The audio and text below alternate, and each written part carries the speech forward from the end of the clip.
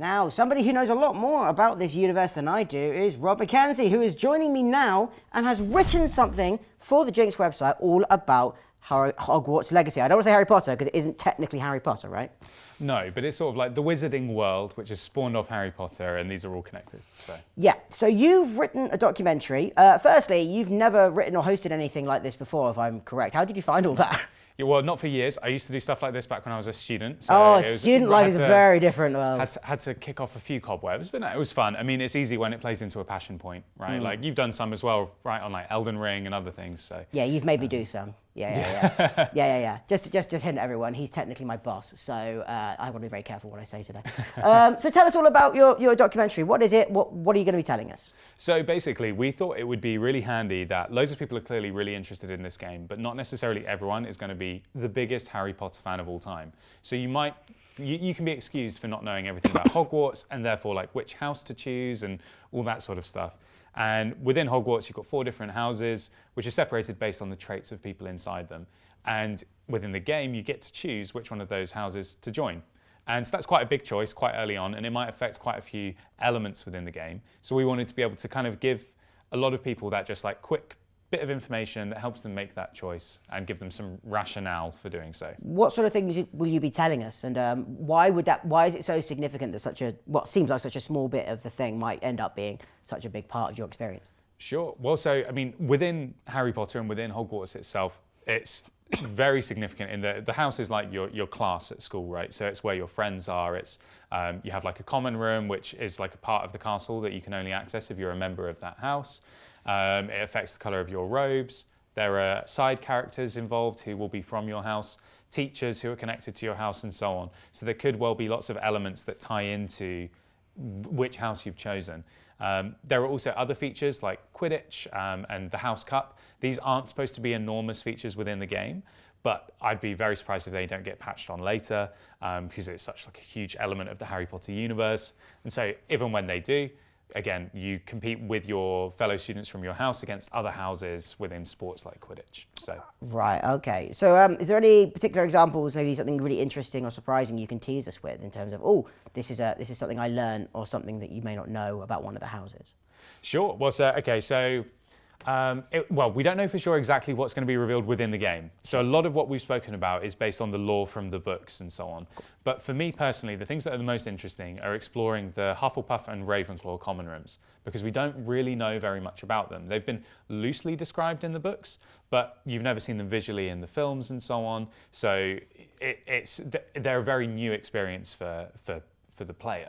So, for example, you've got the Ravenclaw common room, which has like this eagle outside it, which asks you a riddle every time that you go inside. And that's sort of like the secure method of proving you're a Ravenclaw, they're this house that like value wit and wisdom and so on. So effectively, apparently, if you're from any other house, you can't answer riddles. So you must prove you're a Ravenclaw if you can answer it correctly.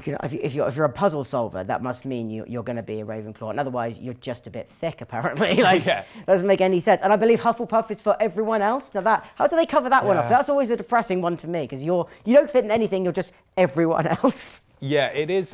They've been the butt of the joke for a long time, for sure. In recent years, though, people have become a bit more proud to be a Hufflepuff. You know, I think for the Fantastic Beasts films coming out, did a lot for Hufflepuffs.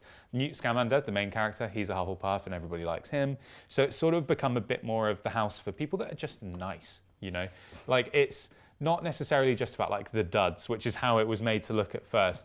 And instead it's more about people who are sort of really into sort of nature and the environment and things like that. The good people who we need in this world, a bit more of than we have at the moment. The Green Party of the Wizarding The Green world. Party, yeah. They'll never be the best, but we support them anyway. So you mentioned in the doc that you go onto the Wizarding World website, which is easier said than I can say it, to take a quiz. Which house you're in. Do you know which house you were sorted into? Yes, so I'm a Gryffindor. Of course you are. But I definitely have some Ravenclaw traits too. So I've taken it a couple of times with different email addresses. Once I got Gryffindor, once I got Ravenclaw. But I think I'm more so Gryffindor. It's interesting how you talk about this. Like D&D campaigns talk about whether they're like chaotic neutral or lawful good and stuff. Yeah. They seem to be like classes you can fit yourself into, right? Yeah, it can almost give you a bit of like an identity crisis sometimes. Yeah, you sort of, am I this? Am I that? You know, what type of what personality? Type A personality, type B personality? Like I grew up thinking I was a Gryffindor for ages, and then I had a girlfriend once who said like, no, I think you're a Ravenclaw, and that just threw me. Right.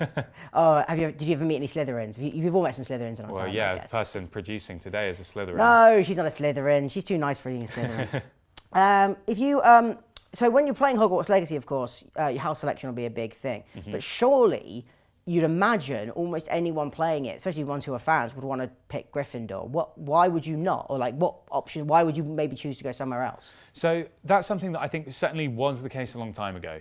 But I think, as I said, for me, the most interesting thing is that even though I'm a Gryffindor, I'm almost definitely going to play as Ravenclaw or Hufflepuff, just because you get to explore some things that you haven't seen in the films. So the Gryffindor common room, we all know it, or if you've seen the films, you know it, and it's very familiar. The ghost, Nearly Headless Nick, he's familiar.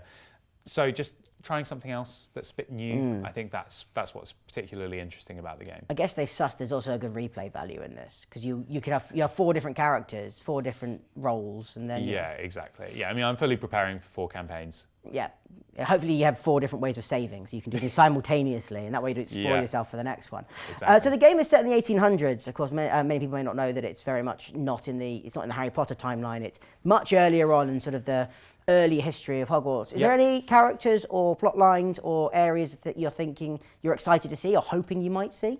Well, so one of the things that they announced quite early was that the headmaster at the time is Phineas Black. And yes, of course. He is Sirius Black's ancestor from the books, and he's sort of renowned for being perhaps the worst headmaster of all time at Hogwarts. Well, that's excellent. And so, like, I think everybody's quite interested to see him and how he engages with everybody. But for me, the thing I'm most excited about is that, so we know it's set in the late 1800s. Dumbledore was born in 1881. And I just think that surely that's not a coincidence. Surely the games are either Dumbledore will be a student in these games, or the games are going to build towards that point. So perhaps there'll be sequel games and Dumbledore will be a central character or something. Yeah, if it's in the 1800s, he might still be a child at that point. So, exactly, so he'd be a student at Hogwarts in the 1890s. That makes sense. And we know that Phineas Black was his headmaster, so I think it could be pretty cool. It sounds pretty cool. And what else are you looking forward to in the game apart from that? I think there's going to be other ancestral characters that will be really interesting to see. So we know that the deputy headmistress is a Weasley.